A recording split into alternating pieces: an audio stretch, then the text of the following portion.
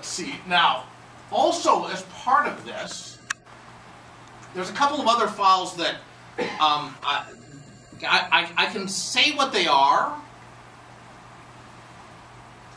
Task runner. Yeah, no, I know. It's okay. So I put it like this. So there's two pieces of functionality that are also included in ASP.NET: Bower and a Grunt. Okay. So what Bower is to client side what NuGet is to server side. Which is, it's a mechanism for basically going off and getting client-side frameworks and getting client-side pieces of functionality, finding them and pulling them into the client. Okay, that's basically what Bower does. And so inside of the Bower.json, you're going to include your the things that you want to include in the client side of your application. Okay. Now, one of the things that Microsoft has done with respect to the tooling is they've added in IntelliSense.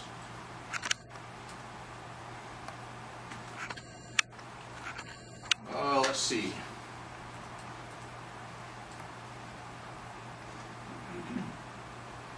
Now, you'll notice right now it's loading. What it basically did was it just went out to NuGet, got the versions, the latest version of the packages that happen to be out there, so I can see it. The list that you saw before was the list of things that were out there on NuGet for me to include. So in other words, it's actually using NuGet right at this moment to get stuff. Okay?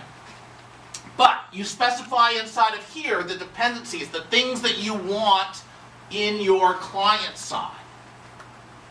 Okay. Purely notational, just so you can see it. The if I do this, just so you can see a distinction. So you'll notice that I'm using tildes and I'm using carets here. The tilde is version specific. So in other words, what this says, I'm willing to pull in 1.10.3, but I'm not going to pull in 1.11. Okay? So you're basically saying, this is the version of jQuery I want you to go and get. Here, I'm basically saying, I'm willing to take 3.2.0 or anything higher. Okay? So, these are your dependencies. These are the things that I don't want to export. So the things that I'm overriding my export symbols. That's my Bower.json. Now what happens with this is, I now have this thing called a Grunt file. This is where again, I can parrot some words. I have not used Grunt outside of this kind of environment, and I have always had a tough time figuring out what my rationale was for it. Grunt is a task runner. Its job is to execute things. It's basically a JavaScript execution engine. So one of the things that happens when you build your application is Grunt is going to run. And as part of what you're seeing basically here is it's defining this configuration task that's calling install. It installs Bower. Right? You can see it's registering that default task. So now what happens is when you do a build, Grunt is going to execute. What Grunt is going to do is it's going to load Bower. Bower is going to go out and build up all the client stuff, so that all the client-side libraries, so that the client can actually get and use it. I'd love to be able to give you more about Grunt than that. Like I said, I've never been able to wrap my head around why people think it's awesome. Please, I'd love to. So, I use more Gulp than Grunt. Okay. They support Gulp as well, by the way. You can get the same functionality with Gulp. What it allows you to do is, if you want to start like linting your JavaScript, concatenating your JavaScript, minifying your JavaScript, running unit tests against your JavaScript, yes, you can have this run all those things in that situation. So you can run like a headless browser, do all your unit testing, or use some other library, some other JavaScript library to run your unit tests against that code. So I'm going to ask a silly question. Yes. Because if I'm not mistaken, a lot of that functionality in the past would have been done with C#. Yeah, but not for JavaScript, though. Pardon? Not for JavaScript.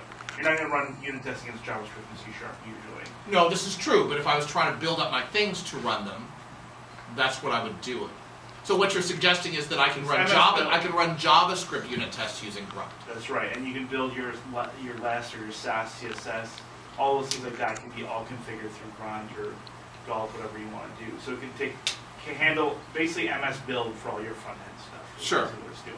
So you can do stuff in Visual Studio, like you can do minifying and bundling now. Yeah, But this does it, so you can do all those other things. Okay, so this I guess was my problem. If I talk to people about what you can and can't do with it, I'm sitting here going, yes, I can minify it. I can minify it right now. And so you know what I'm saying? It was I didn't see the. To me, I just saw this as another way to do the same thing. Yeah, it's like the linting and the testing, and if you want to use like a dependency matching thing where you want to make sure when you write a JavaScript module, another JavaScript module is loaded in memory.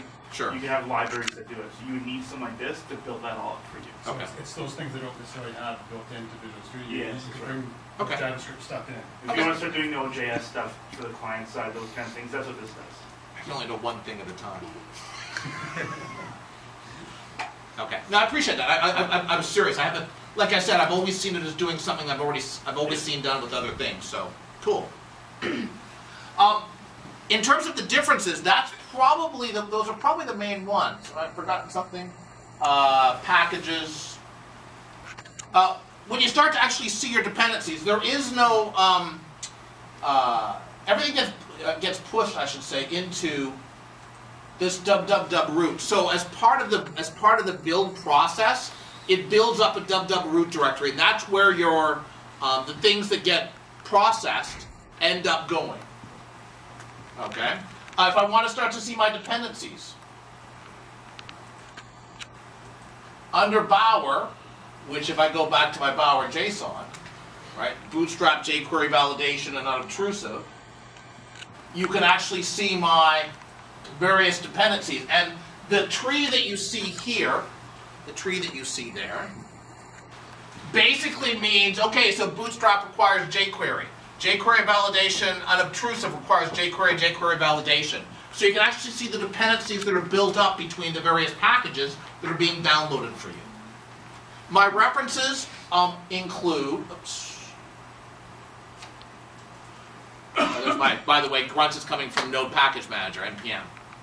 Okay, and it's the same basic thing. Inside of Grunt is picking up, those are the basic functions that Grunt has the ability to provide out of the box without adding anything else.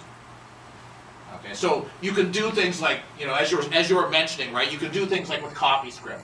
I thought you could do actually less out of the box, but maybe not. So Bruce, for this example that you have, is that something you just downloaded from the ASP? This is the starter template. Okay. Okay, so you go up, you create yourself a new product, a new project. This is the starter template. But to get these bits into Visual Studio in 2013, you had to download the v.Next stuff down? Oh, if I was trying to get into 2013, yes, I'm running 2015. Yeah. So for me, this just simply came with it. There was I didn't have to do anything with it at all to be able to get the stuff coming in. Would you recommend going that way instead of trying to add it into 2015? What are you going to do with it? Yeah. You know what I'm saying? I mean, it's a preview thing, right? I find it crashes when I do certain things with CSS. You know what I'm saying? If you're going to, yeah, it's not bad, but it's not perfect. So I wouldn't want to be putting a lot of energy learning right now. I'd wait until. Well, I'm also going to suggest to you that the differences between 2013 and 2015 visually aren't significant. Okay. There's differences here. There's differences in certain areas. But if you know 2013, you're going to walk into 2015 and you're not going to go, Visual Studio didn't move your cheese. ASP.NET did, is really what it comes down to. Okay. So I've got almost 20 after, and I'm at a decent breaking point. So how long are we going to break for? 3-4 hours? 10 minutes.